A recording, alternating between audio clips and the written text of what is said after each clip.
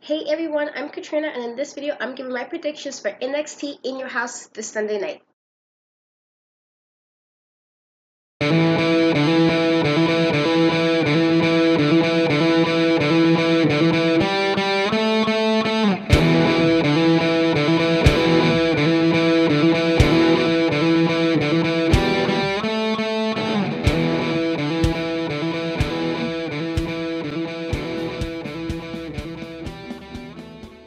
First, I'm talking about Finn Balor versus Damian Priest. While Damian Priest is pretty meh for me, I don't really have much thoughts on him. I'm pretty impartial. I'm a really big fan of Finn Balor. I'm a big fan of Demon Finn Balor, and I feel like this is Finn Balor trying to get revenge on Damian Priest for interrupting his match with Walter. While Finn Balor probably can take a loss and be okay, I really feel that Finn Balor got this match. Next up, we have Tegan Nox, Mia Yim, and Shotzi Blackheart versus Dakota Kai, Raquel Gonzalez, and Candice LeRae. We all know that Tegan and Dakota have been going back and forth since NXT War Games. They're best friends, became enemies after Dakota Kai betrayed Tegan Nox, and it's been going back and forth since then. I'm hopeful that WWE will finally end that storyline between the two of them going back and forth. We don't really need to see it anymore. Personally, I'm over the storyline, so I'm hoping that with this final matchup between them, that they will get rid of the storyline and maybe do something else with them. I do know that Mia Yim and Keith have this thing with Johnny and Candice, so it kind of makes sense to have them on opposing teams right now. Also, Shotzi Blackheart has been doing her thing. She's been green hair, army chink, just doing her thing. So I'm appreciative of her, and I know Raquel is mostly there for Dakota Kai. So I feel like this might be one of the best matches of the night. I feel like the women will do their thing as they usually do in NXT. And while WWE might hurt my feelings with this and decide to have Candice, Dakota, and Raquel take this, I'm going with my heart right now, and I'm just going to take Mia, Shotzi, and Tegan on this. I think they got this match. I could really be wrong, but I'm going off my heart right now. I'm hoping that they take this match. I think it will be entertaining though. Next up, we have Tommaso Ciampa and Karrion Kross. I'm not really a fan of Karrion Kross. I was a fan of his work before he got to NXT, but I'm really not a fan of it now. I feel like his wife, Scarlett, is just kind of there to be there. I don't see the big deal of them. However, I do know they have been booking him mostly in squash matches to look strong, to look dominant. Tommaso Ciampa is not somebody that needs to be squashed.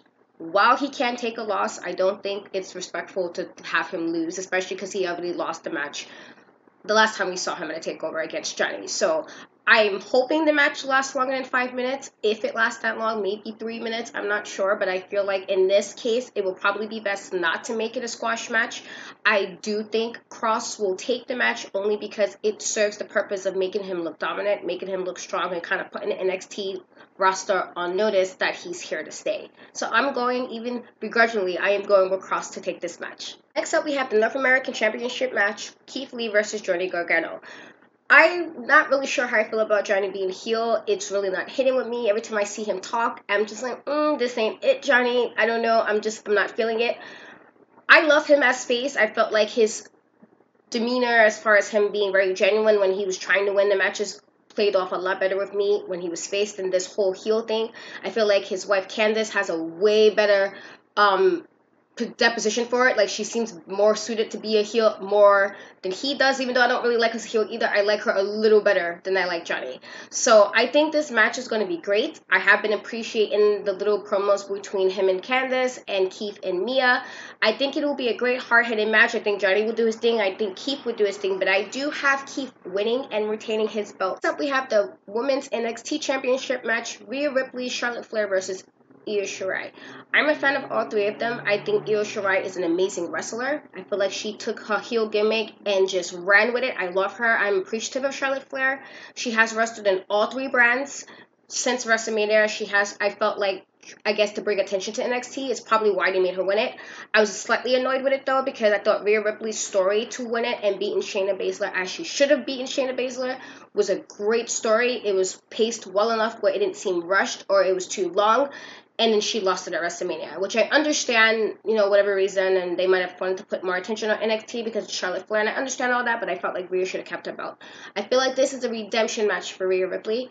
I feel like Rhea needs to take the belt and win it, and if anything, they probably will push Charlotte back to either SmackDown or Raw to go against Asuka or Bayley for the championship, even since they've been hinting that Charlotte might have a feud with Asuka coming up, where that means she might focus attention back on the Raw women's title.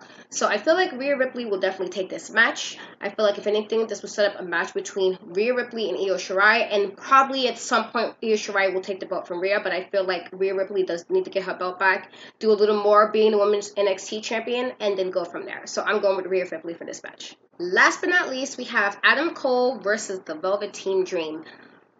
This match has a bit of a stipulation, so if Velveteen Dream loses this match, he cannot challenge again for the NXT title unless Adam Cole loses it to somebody else.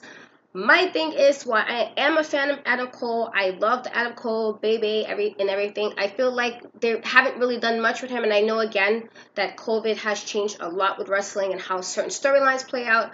But he has been a champion now for over a year, and he has not done much with the belt in the last couple of months. So I feel like this is a perfect way to make Velveteen Dream seem relevant again. Is probably having Adam Cole lose his belt to Velveteen Dream and then make his way either to SmackDown or Raw. I'm not sure which one they will go with it, but we'll see. However, because there was also this allegations, and I'm not really sure if anything has been handled or settled with that, if they wanted to have Velveteen Dream have a lesson, like, no, you're not getting the belt this time. Who knows, because it can't ever be sure. Sometimes with WWE, you can't be sure. However, just basing it off of what seems illogical, it would make sense for Adam Cole to lose the belt and Velveteen Dream to take it. That way, Adam Cole can be freed up to do other things, and Velveteen Dream can look like the dominant person he was before he was out on his injury. So for this match, I am going with Velveteen Dream to become the new NXT Men's Champion. So that wraps up my predictions for NXT Takeover in your house. I'm excited this Sunday for it. I hope you guys are excited too. Tell me who you guys got winning. Tell me your predictions. Tell me your feelings about the matches, the characters in the comments. I will look through them. I will read them. I will reply. Please don't forget to like, comment, subscribe, and share this video. I love you guys. Thank you so much for the support, and I'll see you guys later.